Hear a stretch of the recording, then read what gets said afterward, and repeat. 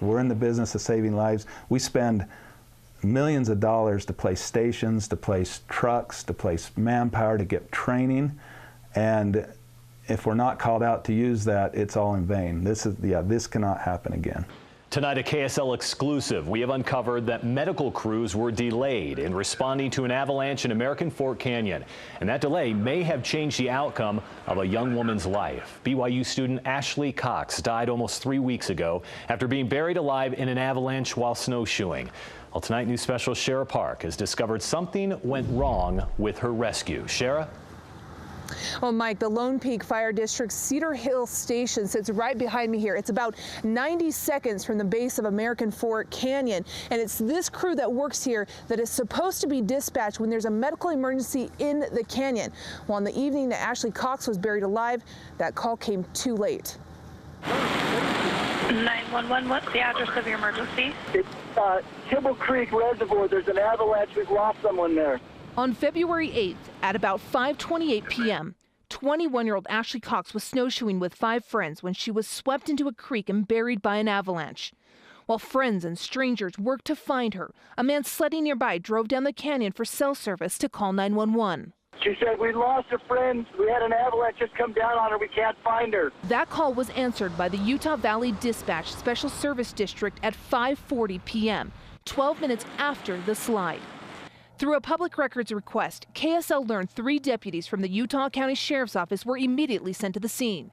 1 from Provo Canyon, 1 from Eagle Mountain, and 1 from Orem. Then starting at 5:44 p.m., dispatch made multiple attempts to reach the Utah County Sheriff's Office on-call search and rescue. This is Sergeant Williams with Utah County Sheriff's Office. During this time, a Lone Peak officer overheard the emergency and volunteered to go to the scene. Valley ATJ 11, I'm not too far away from the booths in Spj Canyon. I can head there. At 5:47, the search and rescue sergeant finally calls in. This is 502. I just got to. Yeah, we have an avalanche. We have a female down. All this time, 3 teams with the Lone Peak Fire District, trained in avalanche rescue, sat less than 2 minutes from the base of American Fork Canyon, unaware of an avalanche. Were they officially dispatched by? No, we were never dispatched. We had to self-dispatch on this call. At 5:50 p.m., a full 10 minutes after the 911 call, dispatch sent out that tone, which tells Lone Peak Fire District to call in for information. Battalion Chief 201 then learned of the avalanche. You want us to head that direction? Or? That's up to you. We're just giving you a heads up at this time because we don't have any, confirmation or anything yet. What stands out the most is how kind of nonchalant the call was and leaving it up to us. And, we have a person that's trapped under the water that's going without oxygen. A witness statement from that day says Cox was found and pulled from the water at about 5:45 p.m., about 17 minutes after the slide. Friends performed CPR as the Lone Peak officer ran back and forth to his car to relay information. Then they have gotten to and they start CPR, not conscious, not breathing. A dispatch log shows the Lone Peak ambulance arrived at the scene at 6:06 p.m., about 26 minutes after the 911 call. Do you know why you guys weren't dispatched first? That's Is there an explanation? I haven't found out yet. That's the big question of the day. Had the ambulance been dispatched when the 911 call came in, it likely would have been on scene 10 minutes earlier. Would those 10 minutes have made a difference in Ashley Cox's survival? Absolutely. I can't say she would have lived. I can't say she wouldn't, but I do know that she would have had oxygen going to her brain. That's that same amount of time. And we have contacted the Utah Valley Dispatch Special Service District multiple times requesting an interview, wanting to find out if this was a dispatcher error or if this was a protocol issue at the dispatch center, but they have declined our request, and they did send us a statement. The statement just listed some of the times of the things that happened, and at the bottom of the statement it says a review of the events are being conducted. Mike? Yeah, well, those questions definitely need to be answered. All right, Shara Park live for us tonight in Cedar Hill. Shara, thank you. You're watching KSL, Utah's source for news. Only on KSL, a BYU student's life was on the line, but medical crews were delayed. Now, a Utah dispatch center admits they made a mistake. The policy actually does say that both should be sent.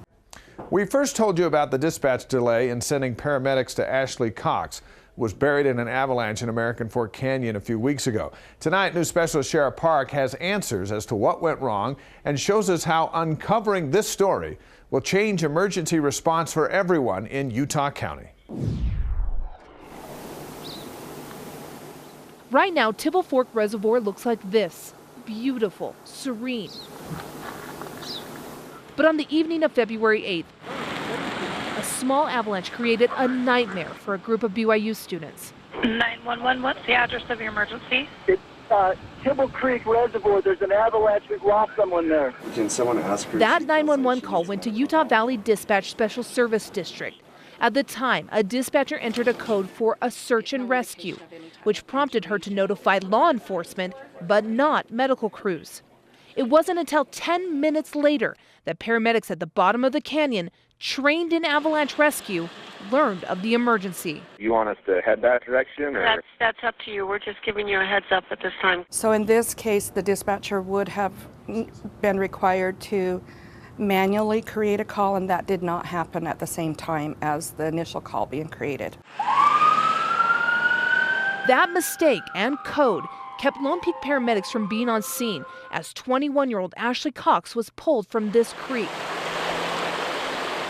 Instead, Cox's friends performed CPR on her until they arrived. Once on scene, paramedics did get a pulse on Cox, but she died the next day. Could that have changed the outcome if your crews had been there even 10 minutes? Absolutely. I can't say she would have lived, I can't say she wouldn't, but I do know that she would have had oxygen going to her brain that same amount of time. Since KSL highlighted the problem with the dispatch code, administrators have made changes. They created several new search and rescue codes to ensure that they send medical help when someone is possibly hurt. And now we've actually created 4 new codes, 2 of which will prompt medical. Dispatchers are also getting more training. Appropriate action has been taken so that that mistake won't happen again in the future. What happened to Cox weighs heavily on the minds of not only dispatchers, but Lone Peak paramedics who tried to save her life. So now they're renewing their push for an emergency phone in American Fork Canyon. 1.2 million people use that canyon a year. So that equates to a lot of people recreating there, and so we believe that it would be beneficial to have a phone up at the Tibble Fork area. An emergency phone at Tibble Fork would cut down the 10 to 15 minute drive down the canyon for cell service. 10 to 15 minutes that could save a life. I just think time is of essence, because the last thing we want to do is to be caught up in red tape and have this happen again. Shara Park, KSL 5 News.